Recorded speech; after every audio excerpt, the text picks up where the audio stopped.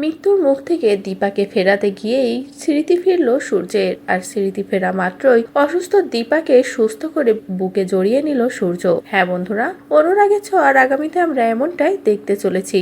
সূর্যের ছদ্মবেশ নিয়ে নিজ হাতেই দীপাকে শেষ করে দিল রুটি।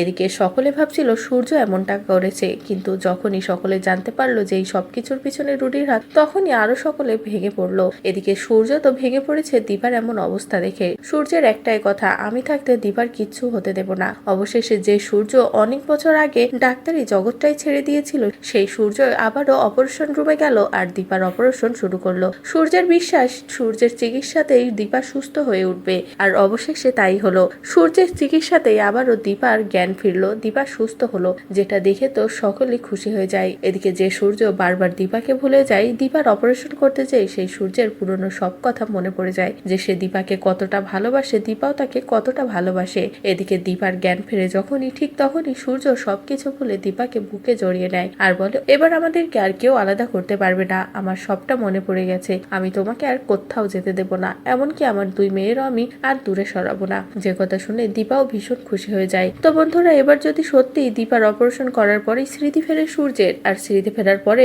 অসুস্থ দীপাকে বুকে জড়িয়ে নেয়, তাহলে সেটা দেখতে তোমাদের ঠিক কেমন লাগবে কমেন্ট করে জানাও। পরবর্তী আপডেট পেতে চ্যানেলটি সাবস্ক্রাইব করো।